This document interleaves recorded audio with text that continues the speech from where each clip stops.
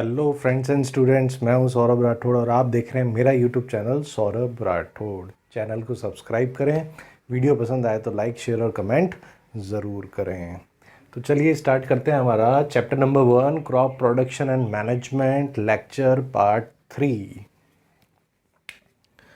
So part 2 lecture तक हमने देखा था, हम एग्रीकल्चरल प्रैक्टिसेस पढ़ रहे थे और एग्रीकल्चरल प्रैक्टिसेस में हमने लास्ट इरिगेशन तक पढ़ लिया था। Okay, now the fifth agricultural practice is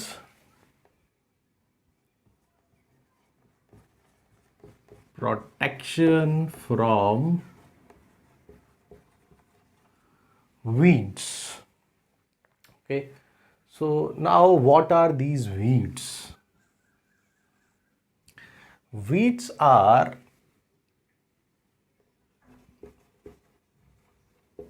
undesirable or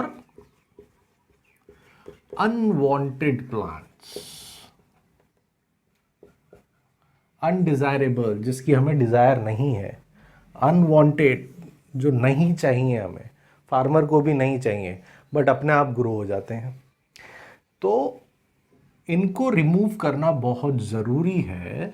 ठीक है, क्रॉप्स को ये हार्म करते हैं। कैसे हार्म करते हैं? मान लो कि ये एक मेन हमारा क्रॉप प्लांट है और इसके साथ यहाँ पे ये छोटा सा वीड ग्रो हो गया, तो क्या होगा? कुछ टाइम में इसकी रूट्स ग्रो होंगी, है ना, जो मेन प्लांट्स की रूट्स के साथ एंटेंगल्ड हो जाएंगी, उलझ जाएंगी। Ultimately this weed will fight for space, जगह के लिए झगड़ा होगा, है ना, जगह यहाँ पे लिमिटेड है। Will fight for air, means the oxygen and the carbon dioxide, है ना, वो मेन प्लांट को वीड के साथ शेयर करना पड़ जाएगा। Nutrients and water. ठीक है, सो मेन क्रॉप्स को जो हम जितनी स्पेस चाहिए, जितनी एयर चाहिए, जितने न्यूट्रिएंट्स चाहिए, जितना वाटर चाहिए वो हम सप्लाई करेंगे, बट उसको उतना नहीं मिलेगा, क्योंकि वो किसके साथ शेयर करना पड़ेगा उसको? वीड्स के साथ। Weeds will fight for all these things, so ultimately the main crop will be damaged, है ना, उसमें न्यूट्रिएंट्स की डेफिशिएंसी हो जाएगी। सो अल्टीमेटली या तो वो क्रॉप सर्वाइव नहीं कर पाएगी, या ग्रो हो भी जाएगी तो जो उसकी क्वालिटी होनी चाहिए उतना उसका क्वालिटी हमें नहीं मिलेगा। सो वीड्स को रिमूव करना बहुत ज़रूरी है ना। सो कैसे वीड्स से बचाया जाए क्रॉप्स को, that is the protection from weeds. So but obviously weeds को रिमूव करना पड़ेगा। Best time to remove weeds is before sowing, है ना। सोइंग करने से पहले, यानी सीड्स डालने से पहले अगर हम वीड्स रिमूव कर लें तो सबसे बेस्ट टाइम है, क्योंकि फिर वो ग्रो ही नहीं हो पाएंगे। सो टिलिंग बिफोर सोइंग, सोइंग से पहले टिलिंग जनरली किया ही जाता है, बट अगर प्रॉपर टिलिंग करें, टिलिंग मीन्स द प्लोइंग, है ना, लूजनिंग ऑफ सॉइल, प्लो चलाया जाता है, हल चलाया जाता है। अगर टिलिंग प्रॉपरली किया जाएगा सोइंग से पहले तो वीड्स ग्रो होने के चांसेस बहुत कम हो जाते हैं। और मान लो कि चलो वीड्स ग्रो हो भी गए, तो वीड्स में फ्लावर्स आए उससे पहले उसको रिमूव कर लेना चाहिए। अदरवाइज वो एक बार प्रॉपरली मैच्योर हो गया, फ्लावर्स उसमें आ गए, then they will fight for space, air and nutrients and water, है ना। सो अल्टीमेटली तब क्रॉप्स बहुत ज़्यादा डैमेज हो जाएंगी।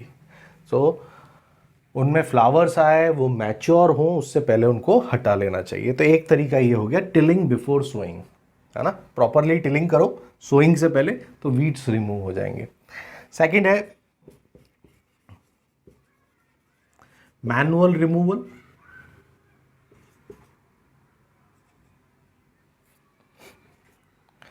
Manual removal of weeds manually उसको रिमूव करें हम, मैनुअली मीन्स हाथों की हेल्प से, ठीक है, तो हम टूल्स यूज कर सकते हैं लाइक सिकल,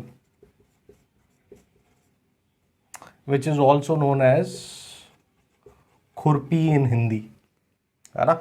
कुछ ऐसा शेप होता है इसका, क्वेश्चन मार्क जैसा, like this is the handle, है ना। तो क्रॉप फील्ड्स में मैनुअली फार्मर्स बैठ के और वीड्स को near to their roots cut कर लेते हैं। So that is the manual removal of weeds with the help of tools like sickle और द खुरपी। सीड ड्रिल का भी यूज किया जा सकता है।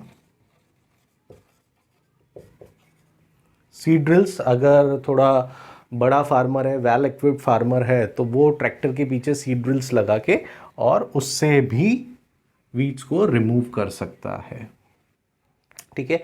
Another way to remove weeds is, okay, there is one term weeding. Weeding का मतलब होता है removal of weeds, removal of weeds, weeds को हटाना, उसे हम बोलते हैं वीडिंग। तो मैनुअल रिमूवल हो सकता है, सीड ड्रिल की हेल्प से हो सकता है, ठीक है। केमिकल्स को यूज करके हो सकता है। इन केमिकल्स को बोलते हैं हम वीडीसाइड्स, ठीक है। There is one example 2,4-D। 2,4-D is a type of weedicide, एक केमिकल है जिसको स्प्रे कर दिया जाता है क्रॉप फील्ड में। सो ये सिर्फ वीड्स को ही किल करता है, मेन प्लांट को हार्म नहीं करता, बट इसको लिमिटेड क्वांटिटी में ही स्प्रे करना पड़ता है। अगर ज़्यादा स्प्रे कर दिया then ultimately it will affect the main plant as well and it will hamper the quality of soil, है ना। सॉइल की फर्टिलिटी भी कम कर सकता है, तो बहुत उसको लिमिटेड वे में हमें स्प्रे करना पड़ता है क्रॉप फील्ड में, ओके।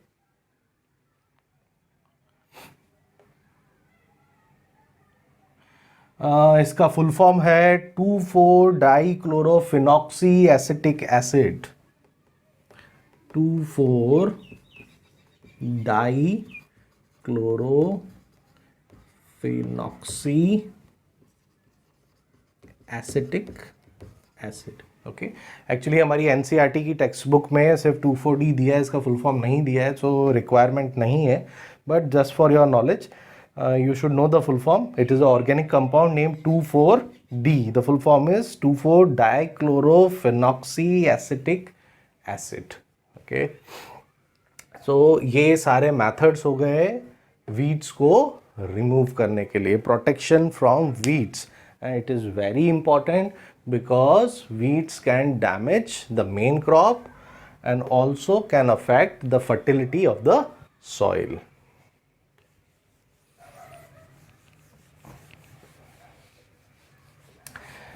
ओके, सो वीड्स हटाने के बाद, ठीक है, अभी क्रॉप्स फुली मैच्योर हो जाते हैं तो उन्हें कट करना पड़ता है।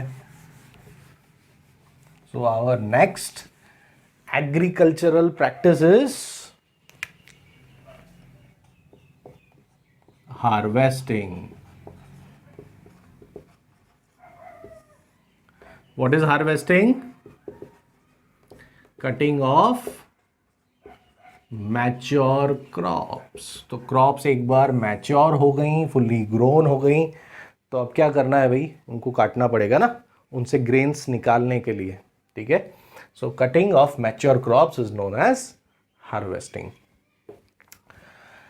अभी हार्वेस्टिंग के लिए भी अगर अगेन छोटा फार्मर है, छोटा उसका क्रॉप फील्ड है और ज़्यादा उसके पास इक्विपमेंट्स नहीं है, तो उसको हार्वेस्टिंग मैनुअली करना पड़ेगा। अगेन कौन सा टूल उसको यूज़ करना पड़ेगा, है ना,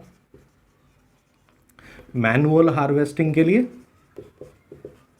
again sickle, which is known as khurpi, ठीक है। सो खुरपी का वो यूज करेगा, समथिंग लाइक दिस, और मैनुअली उसका हार्वेस्टिंग कर सकता है, ठीक है। खुरपी यूज नहीं करनी है, बहुत बड़ा क्रॉप फील्ड है और फार्मर भी वेल इक्विप्ड है, तो वो एक मशीन का यूज कर सकता है जिसका नाम है हार्वेस्टर, ठीक है। सो बहुत बड़ा सा मशीन होता है, इधर इसको या तो ट्रैक्टर के साथ अटैच कर दिया जाता है या पूरा सेपरेट ही वो मशीन आता है जिसमें आगे व्हीकल भी है और पीछे हार्वेस्टर होता है। तो इस मशीन को क्रॉप फील्ड में घुमा दिया जाता है, ठीक है। पूरा क्रॉप फील्ड कवर कर लिया जाता है और ये ऑटोमेटिकली क्रॉप्स को हार्वेस्ट करता जाता है। तो अगर फार्मर बड़ा है, वेल इक्विप्ड फार्मर है, सो टाइम और लेबर को बचाने के लिए हार्वेस्टर का यूज किया जा सकता है। It saves time and labour, ठीक है, जल्दी होगा काम, राइट। हार्वेस्टर का यूज कर सकते हैं। अच्छा, हार्वेस्टिंग हो गया। अभी क्रॉप्स जो कट करी हैं उससे ग्रेन्स का निकालना बाकी है हमारा। अभी तो हमने पूरे के पूरे क्रॉप्स को कट करा है। अगर आपने वीट का प्लांट कभी देखा हो तो कुछ इस तरह का स्ट्रक्चर होता है उसका, ठीक है। और जो वीट के सीड्स हैं, ग्रेन्स हैं, वो यहां पे होते हैं, यहां पे सी। और हार्वेस्टिंग में हमने इस प्लांट को यहां से कट कर लिया है। तो अभी इस पोर्शन में से हमें ग्रेन्स को सेपरेट करना पड़ेगा ना, है ना। So the separation of grains from the crops is known as threshing. Separation of grains from crops or chaff is known as threshing. Now what is this chaff?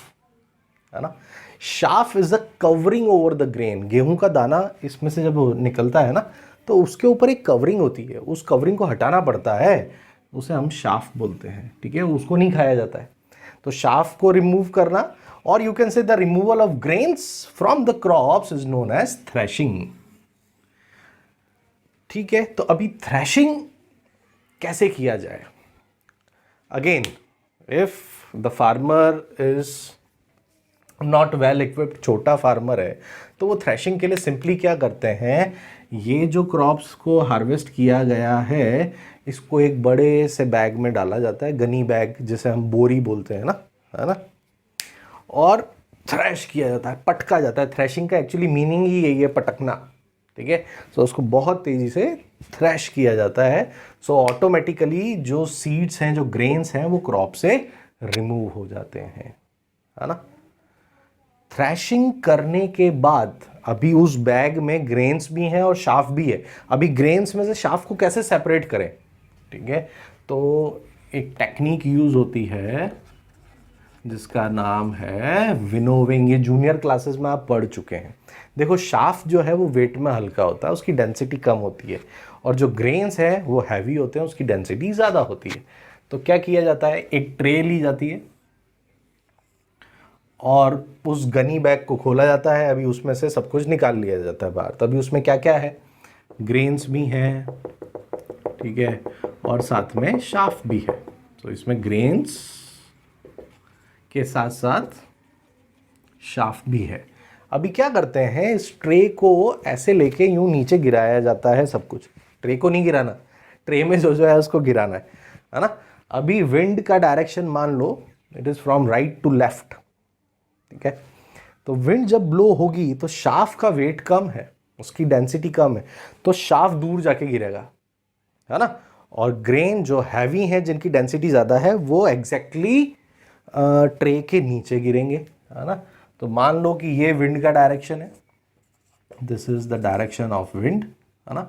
तो यहां से उसको गिराया जा रहा है, तो ग्रेन्स का जो हीप बनेगा ना वो यहां पे बनेगा एग्जैक्टली नीचे, है ना। ये हमें ग्रेन्स मिल जाएंगे, this is the heap of grains. और शाफ्ट जो है वो थोड़ा दूर जाएगा क्योंकि वो हल्का है वेट में, उसकी डेंसिटी कम है, it is light in wait.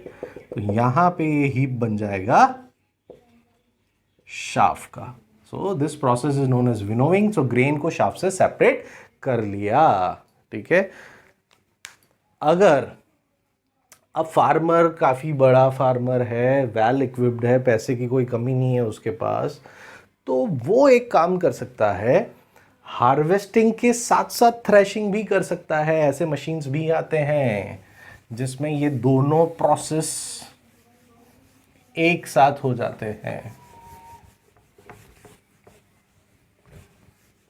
ठीक है। उस मशीन को हम बोलते हैं कंबाइन। देखो नाम ही है combine, combine to combine something, दो चीजें एक साथ हो रही हैं इस मशीन में। दोनों चीजें क्या क्या एक साथ हो जाती हैं, हार्वेस्टिंग प्लस थ्रेशिंग, ये दोनों काम एक साथ हो जाते हैं, ठीक है। बड़ी सी मशीन होती है, व्हीकल होता है आगे और पीछे मशीन लगी होती है, मशीन चलती जाती है, थ्रेशिंग सॉरी हार्वेस्टिंग भी होता जाता है, फिर वो हार्वेस्टेड ग्रेन एक मशीन के दूसरे पार्ट में जाता है, वहाँ पे थ्रेशिंग भी हो जाता है। सो फटाफट ग्रेन्स सेपरेट हो जाते हैं। So this machine also saves time and labour. So ये बड़े फार्मर के लिए बहुत काम की मशीन है। Okay Okay, now our seventh and the last agricultural practice is storage.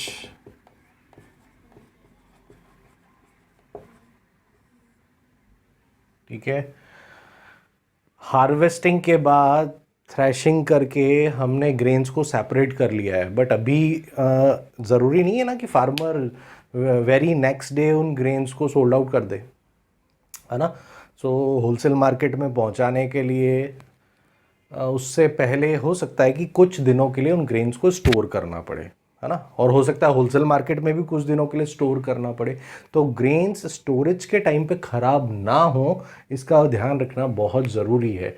वरना क्या होगा, फार्मर ने पिछले कुछ मंथ से ये सारे एग्रीकल्चरल प्रैक्टिस किए हैं, काफ़ी मेहनत करी है, तब जाके ये ग्रेन्स ग्रो हुए हैं, क्रॉप प्रोड्यूस हुई है, और बिल्कुल लास्ट एग्रीकल्चरल प्रैक्टिस में स्टोरेज के टाइम ये ख़राब हो जाए तो उसको कितना नुकसान हो जाएगा, है ना।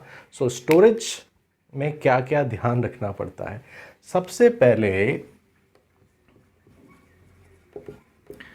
ध्यान जो रखना पड़ता है वो ये है कि बिल्कुल भी मॉइस्चर नहीं होना चाहिए, मॉइस्चर का कंटेंट बिल्कुल नहीं होना चाहिए ग्रेन्स में, ठीक है।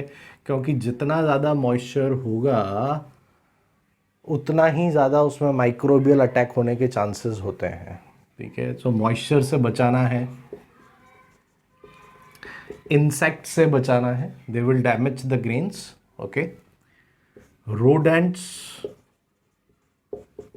rodents मीन्स रैट्स, स्नेक, है ना, से बचाना है हमें, ठीक है। माइक्रोब से बचाना है, ठीक है, स्पेशली बैक्टीरियाज एंड फंगाई से, स्पेशली इनसे बचाना है, ठीक है। तो इन सब से प्रोटेक्ट कैसे किया जाए, तो जब थ्रेशिंग के बाद फार्मर्स को जब ग्रेन मिलते हैं तो सबसे पहले वो क्या करता है, उनको ड्राई कर लेता है सनलाइट की प्रेजेंस में, ठीक है, ताकि उसको स्टोर करते टाइम उसमें मॉइस्चर ना हो। सेकेंड थिंग, जिन बड़े से वेयर हाउसेज में उन ग्रेन्स को स्टोर करते हैं, जिस रूम में भी उसको स्टोर किया जा रहा है, farmers make sure that there should be no moisture content, there should be proper ventilation. जितनी एयर चाहिए उतनी ही अंदर आनी चाहिए, जितनी सनलाइट की रिक्वायरमेंट है उतना ही अंदर आना चाहिए सनलाइट, है ना। और अंदर मॉइस्चर बिल्कुल भी नहीं होना चाहिए। इंसेक्ट्स और रोडेंट से बचने के लिए अंदर इंसेक्टिसाइड्स और पेस्टिसाइड्स का भी स्प्रे किया जाता है, बहुत लिमिटेड क्वांटिटी में, अदरवाइज तो वो ग्रेन को भी डैमेज करेगा। तो थोड़ा सा इंसेक्टिसाइड्स, पेस्टिसाइड्स, फंगीसाइड्स को स्प्रे किया जाता है, फ्यूमिगेशन किया जाता है, ठीक है, ताकि फंगस और बैक्टीरियल अटैक भी ना हो उसमें, और उनको स्टोर कर लिया जाता है। ठीक है, होम्स में हम किस में स्टोर करते हैं ग्रेन्स को? मेटालिक बिन्स यूज़ करते हैं, है ना, जैसे वो मेटल्स के बड़े से पीपा जिसे बोलते हैं ना हिंदी में, मेटालिक बिन्स। जूट बैग्स को यूज़ कर सकते हैं, ठीक है, जिसे बोरी बोलते हैं हम, है ना, जूट का बना होता है, उसमें भी स्टोर किया जाता है। बट लार्ज स्केल स्टोरेज, है ना, वो कहाँ पे किया जाता है? बहुत बड़े बड़े वेयर हाउसेस होते हैं। वेयर हाउसेस का मतलब जिसे हिंदी में हम गोदाम बोलते हैं ना, बहुत बड़े बड़े ह्यूज, वहाँ पे जूट बैग्स में उनको स्टोर कर दिया जाता है। ठीक है, वेयर हाउसेस के अलावा सिलोस और ग्रेनरीज भी होते हैं। ये ऑलमोस्ट मिलते जुलते ही हैं, ग्रेनरीज भी वेयर हाउसेस जैसे ही होते हैं। ठीक है, और बड़े बड़े जूट बैग्स में उनको फिल करके टन्स ऑफ ग्रेन एक साथ स्टोर कर दिया जाता है। सिलोस एक्चुअली बहुत बड़े बड़े बिल्डिंग जैसे कंटेनर्स होते हैं, ठीक है, कंक्रीट के बने हुए, बिल्डिंग के साइज के भी हो सकते हैं, उसके अंदर स्टोर कर दिया जाता है ग्रेन्स को, है ना।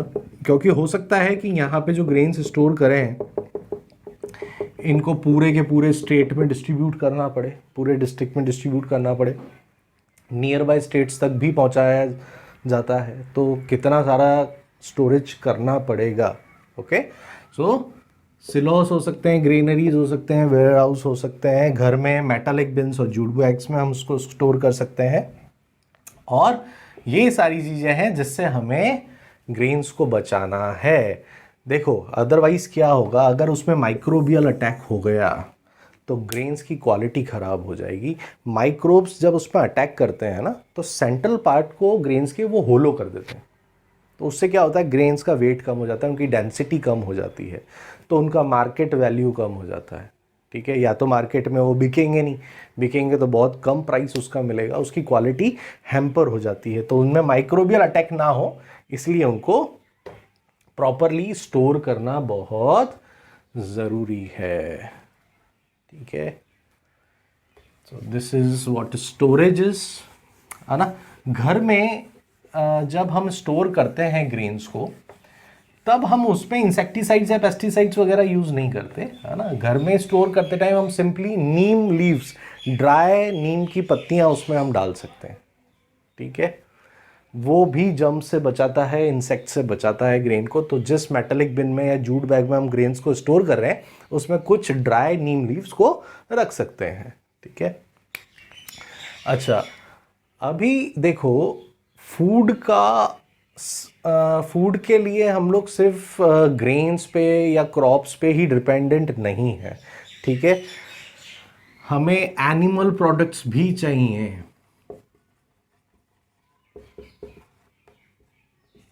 As a alternative source of food, है ना।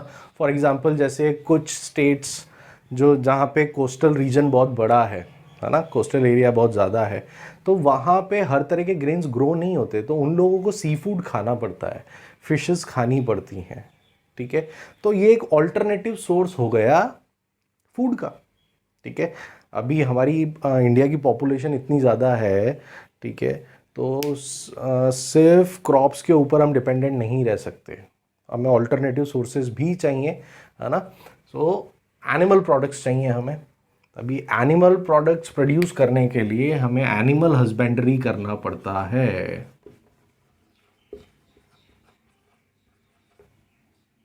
Now what is animal husbandry?